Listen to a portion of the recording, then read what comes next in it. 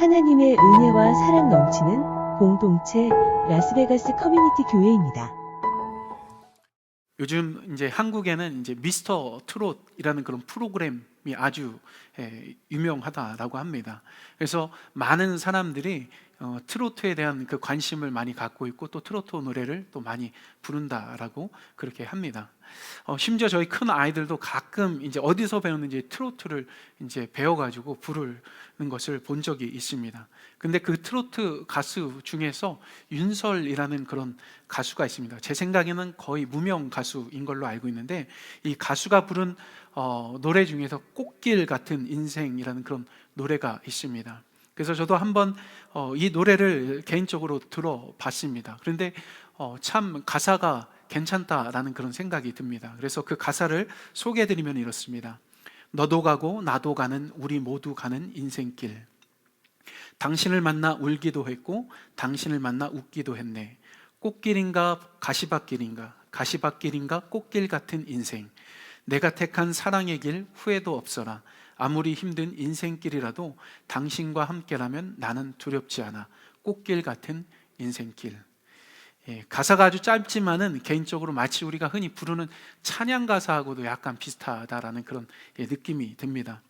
근데 여러분들에게 있어서 여러분들이 생각할 때 여러분들 인생은 어떤지 한번 돌아봤으면 좋겠습니다. 여러분들은 꽃길 같은 그런 인생을 살고 있으십니까? 아니면 가시밭길 같은 그런 인생을 살고 계십니까? 물론 누구나 다 꽃길 같은 그런 인생을 살길 원하지, 또 가시밭 같은 그런 인생을 살길 원하는 그런 사람들은 아마 없을 것입니다. 하지만 실제로 우리의 삶을 우리가 돌아보게 되면은 우리의 삶 자체가 꽃길 같지 않다라는 것이죠. 가시밭 같은 그런 인생길을 우리가 걸어갈 때가 사실 많이 있습니다. 특히 바로 한 치 앞도 예측하지 못하는 것이 우리의 인생길이다라는 것이죠. 그 중에 나름대로 이제 4월이 시작될 쯤 되면은 이제 코로나 바이러스에 대한 그런 문제가 어느 정도 해결이 되어지고 이제 소강 상태로 접어들지 않았는데 아직까지 최고점에 오르지 않았다라는 그런 뉴스도 종종 듣게 됩니다.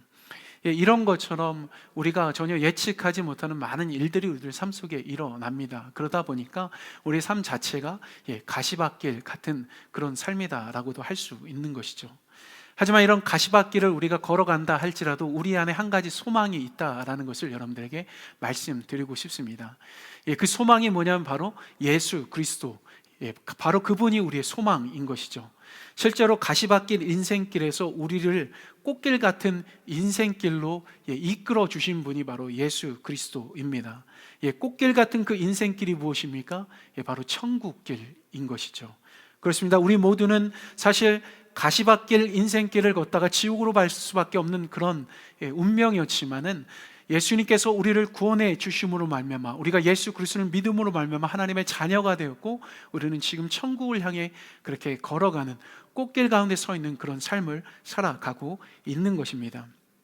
그렇지만 우리가 꽃길 같은 인생길을 간다 할지라도 우리가 방금 여러분들에게 말씀드렸던 그 꽃길 같은 인생길이라는 그 가사에 있는 것처럼 우리가 신앙생활을 하다 보면 예수님을 믿는 것 때문에 울기도 했던 적도 있고 또 웃어 본 적도 아마 여러분들 삶 속에서 있었을 것입니다.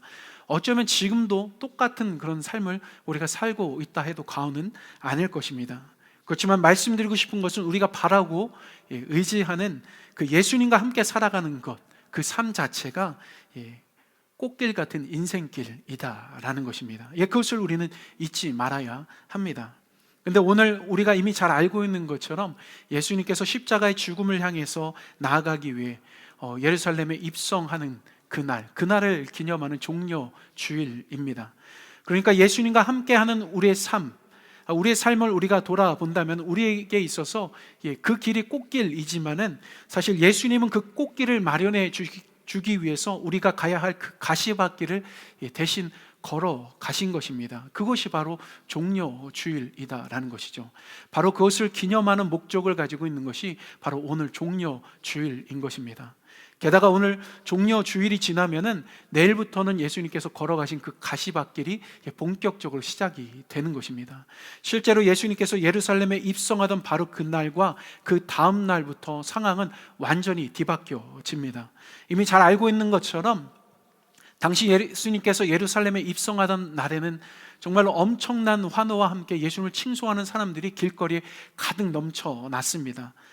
그리고 이것과 관련해가지고 마태복음 21장 10절에 보면은 당시에 예수님께서 어린 나귀를 타고 예루살렘 그 성으로 들어가실 때에 온 성이 소동했다라고 그렇게 기록하고 있습니다. 더군다나 예수님께서 이렇게 예루살렘에 입성한 그때 이제 유월절을 앞두고 있었기 때문에 온 지역에서 제사를 드리기 위해서 수많은 유대인들이 예루살렘에 있었던 그런 상황이었고, 또 예루살렘에 입성하기 전에 어떤 사건이 있었냐면 바로 예수님께서 죽었던 그 나사로를 살리셨던 그 놀라운 그 기적의 그 사건이 있었던 것입니다.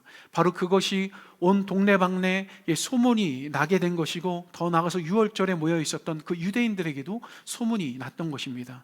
바로 그것 때문에 예수님의 인기는 상당히 높았던 것입니다.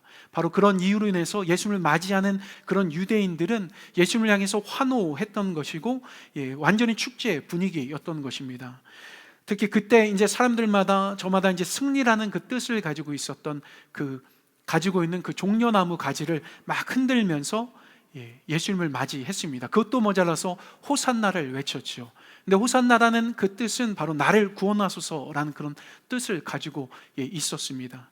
그러니까 예수님을 맞이하면서 마치 왕을 맞이하는 것처럼, 전쟁에서 승리한 그 왕을 맞이하는 것처럼 그들은 환호하면서 그 주님을 맞이했던 것입니다. 더 나아가서 그들 마음 가운데는 예수님께서 그들이 정말 로마 제국으로부터 압제당하고 있었던 그런 상황이었는데, 바로 그 상황 속에서 그들을 구원해 주실 분으로 그렇게 여기면서 예수님을 맞이했던 것입니다. 이처럼 종려나무 가지를 흔들면서 그 당시 사람들도 예수님을 통해서 그들 앞에 펼쳐질 꽃길 같은 그 인생을 기대하고 소망했던 것이죠. 하지만 문제는 그들이 기대하는 꽃길과 예수님이 주시고자 하는 그 꽃길, 그곳에는 분명히 차이가 있었다라는 겁니다. 한마디로 그들이 금방 썩어지고 없어질 그 꽃길을 예수님을 통해서 원했다라고 한다면은, 예수님은 영원히 사라지지 않는 그 영생의 그 꽃길을 열어주시기 위해서 사실 예루살렘에 들어가신 것입니다. 바로 이런 차이점 안에서 그 다음 날부터 이들 가운데 많은 사람들이 예수님을 십자가에 못 박으라고 소리치는 그런 사람들로 바뀌게 되어진 것입니다. 흔히 사람들의 마음은 갈대와 같다라고 그렇게 말을 하죠. 실제로 종려나무 가지를 흔들면서 예수님을 맞이했던 그 사람들이 예수님으로부터 그 마음을 쉽게 돌이켰던 것처럼 예수님을 자신의 왕으로 삼았다가 십자가로 내모는 것, 그 자체가 사실 우리의 일상이 될 수도 있는 것입니다. 그리고 또 오늘 말씀을 보면은 예수님께서 예루살렘 입성하실 때에 종려나무 가지를 흔들었던 그 사람들과 어찌 보면 별반 다를 것 없이 똑같은 모습을 가지고 있는 한 사람을 우리는 볼 수 있습니다. 그 사람이 누굽니까? 바로 베드로인 것입니다. 그럼 한번 예수님께서 예루살렘에 입성하실 때에 그 자리에 함께 있었던 그 베드로에 대해서 여러분들 한번 상상해 보시기 바랍니다. 어쩌면 그 상황 자체를 그 누구보다 즐거워하며 또 기뻐했던 사람이 바로 베드로였을 것입니다.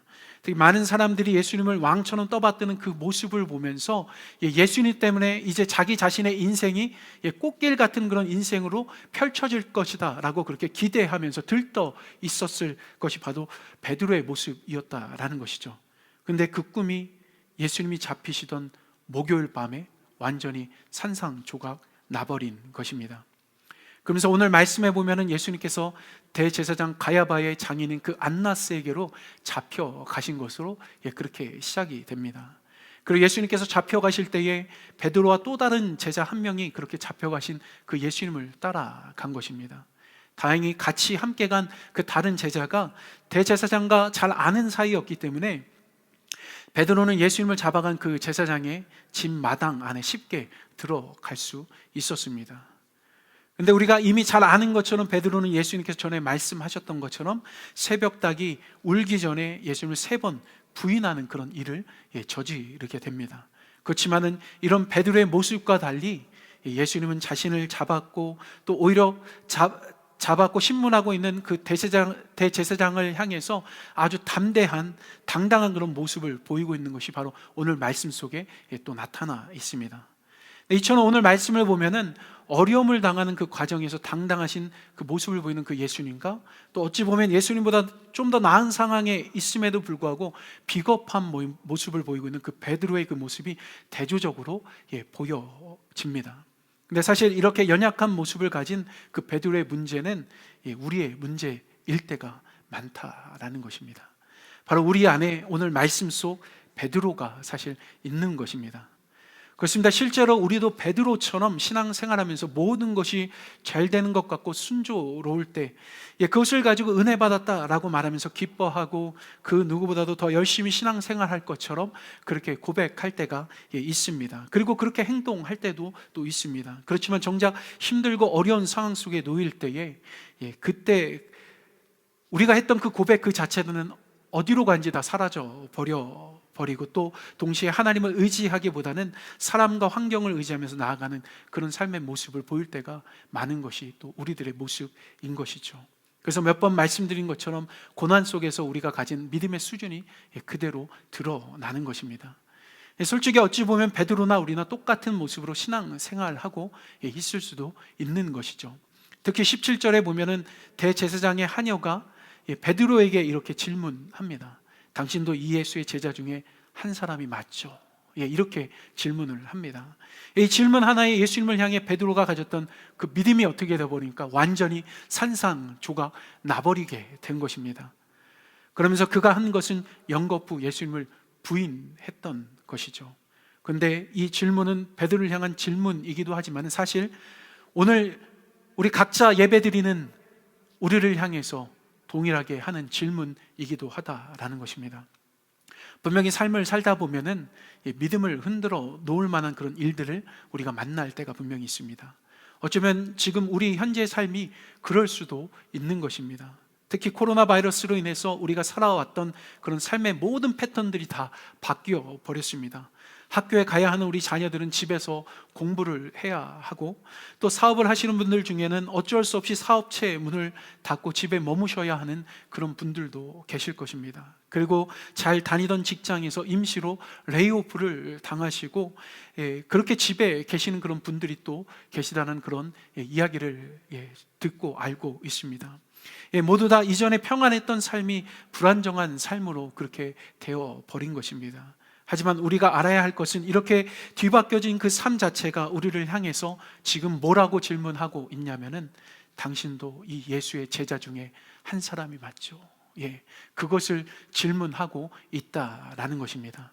그렇다면 한번 여러분 스스로 이것에 대해서 진실한 마음으로 한번 대답해 보셨으면 좋겠습니다. 물론 이것에 대해서 분명 우리 모두는 당당하게 나는 예수님의 제자입니다, 그렇게 분명히 답할 줄을 믿습니다.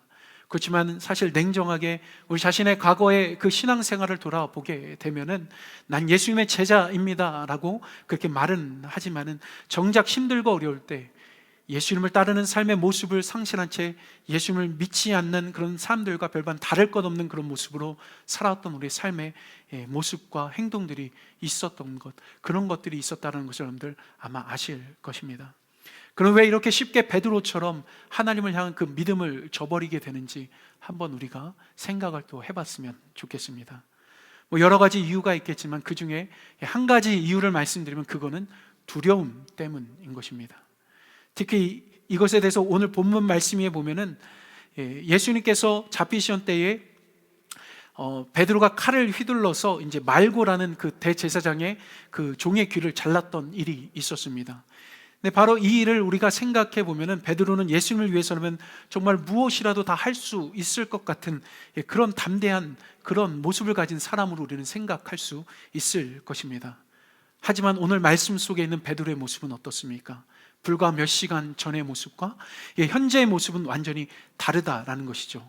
베드로는 그저 대제사장 집의 여종이 묻는 질문 하나에 벌벌 떨며 두려워했던 것입니다. 그리고 그 두려움은 그 같이 함께 불을 쬐던 사람들이 다시 베드로를 향해서 너도 그 제자 중에 하나가 아니냐라고 그렇게 물어보는 그 질문에 더 커져만 갔고, 더 나아가서 베드로에게 귀를 잘린 그 말고의 가족 중에 한 명이 네가 그 사람과 함께 동산에 있던 것을 내가 보지 못하였느냐, 네가 그 사람이 아니냐라고 물어봤을 때 그는 두려움의 최고의 절정에 이르게 된 것입니다. 실제 두려움은 우리가 하나님 앞에 온전히 서게 되는 그것 가운데 큰 장애물이 될 때가 사실 많이 있습니다. 삶의 위기가 더욱 가중되면은 가중될수록 두려움은 더욱더 커져만 가고, 그때 우리가 어떤 믿음을 갖고 신앙생활을 했는지 적나라하게 그때 드러나게 되는 것입니다.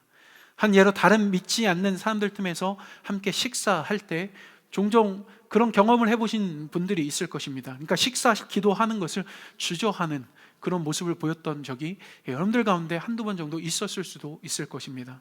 조금 부끄러운 고백이지만 저 역시 고등학교 시절에 친구들과 함께 분식집 같은 데 가가지고 뭐 라면이나 뭐 이런 것들 시켜 먹을 때 식사 기도를 제대로 하지 못하고 이리저리 눈치를 봤던 적이 있습니다. 그 일을 되돌아 생각해 보면 사실 그때 기도하지 못했던 것은 부끄럽고 창피해서 그랬던 것이 아니라, 사실 내가 기도하면 다른 아이들이 나를 어떻게 생각할까, 나를 어떻게 바라볼까, 그것에 대한 두려움 때문에 기도하지 못했던 것이었습니다. 이처럼 믿음 생활에 있어서 두려움이라는 것은 우리가 하나님을 위해서 마땅히 해야 할 그 일 가운데 그것을 갈아먹는 장애물이 될 뿐만 아니라 우리를 향해 가지고 계신 그 하나님의 뜻을 이루어감에 있어서도 커다란 장애물이 될 때가 상당히 많이 있습니다. 근데 성경에 자주 사용되는 그런 단어들이 있죠. 우리가 보통 알기로는 성경에는 믿음, 소망, 사랑 뭐 이런 단어들이 많이 사용되어집니다. 그런데 그 단어들 가운데서 두려워 말라라는 단어도 성경이 상당히 많이 나옵니다. 그래서 새로운 교회의 담임 목사님이신 한옥 목사님께서 이 두려워 말라는 단어가 성경에 얼마나 많이 나오는지 찾아봤는데 365번이 나온다라고 그렇게 이야기를 했습니다.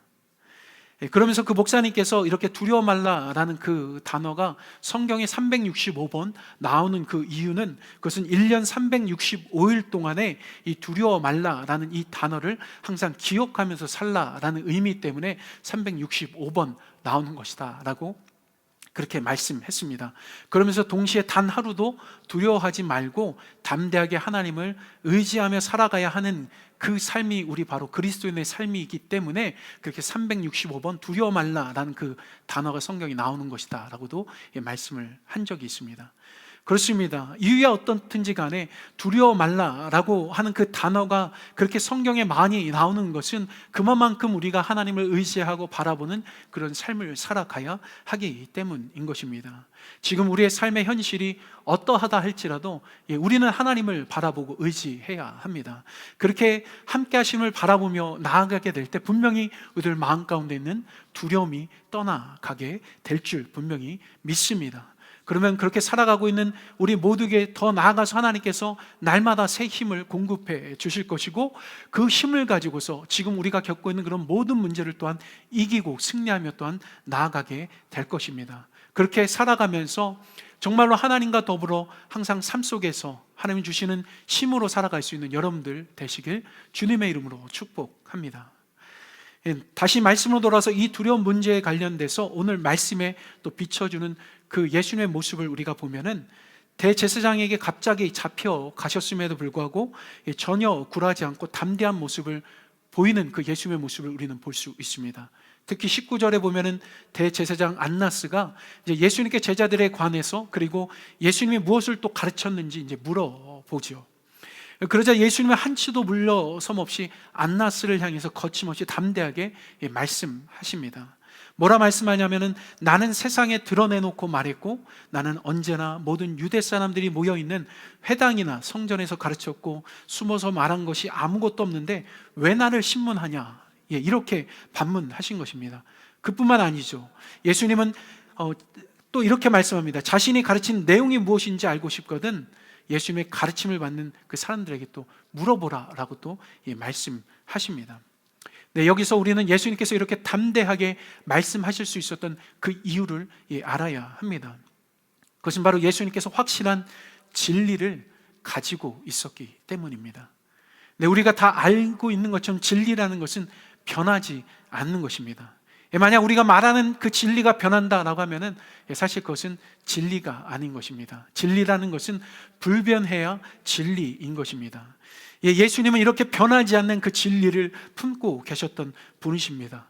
그뿐만 아니라 사실 진리라는 것은 다른 사람들이 알면 안 되는 것이 아니죠. 진리는 모든 사람들에게 숨길 필요도 없는 것입니다. 모든 사람들에게 떳떳하게 드러낼 수 있는 것이 또 진리인 것이죠. 바로 그렇기 때문에 예수님은 이 진리와 함께 그 어느 것도 꿀릴 것도 없는 그런 모습으로 담대하게 그 대제사장의 그 물음 가운데 대파하셨던 것입니다. 또한 무엇보다 진리를 알 때 모든 두려움으로부터 우리는 자유케 되는 것입니다.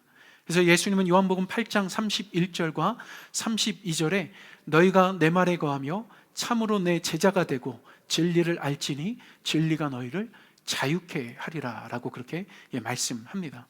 이 말씀 그대로 우리 모두는 어떤 상황 속에서도 예수님을 향한 굳건한 믿음을 가진 참 제자가 되기 위해서 하나님의 그 진리의 말씀 안에 우리는 서 있어야 하는 것입니다. 그렇게 해야만 그 진리의 말씀을 통해서 우리 안에 있는 모든 두려움과 그런 어려움을 떨쳐버리고 하나님이 우리에게 펼쳐 놓아주신 그 꽃길 같은 그런 인생을 우리가 살아갈 수 있게 되는 것입니다. 특히 이것과 관련해가지고 고린도후서 4장 7절에서 10절 말씀에 보면 또 이런 말씀이 있습니다. 그것을 특히 이제 우리말 성경 번역본으로 여러분들에게 읽어드리길 원하는데요. 이렇습니다. 우리는 이 보배를 질그릇에 가지고 있는데 이는 능력이 지극히 큰 것이 하나님께 있고 우리에게서 난 것이 아니라는 것을 보여주려는 것입니다. 그러므로 우리는 사방으로 환난을 당해도 절망하지 않고 답답한 일을 당해도 낙심하지 않습니다. 핍박을 당해도 버림받지 않고 넘어뜨림을 당해도 망하지 않습니다. 우리는 항상 예수의 죽으심을 몸에 짊어지고 다닙니다. 이는 예수의 생명 또한 우리의 죽을 몸에 나타나게 하려는 것입니다.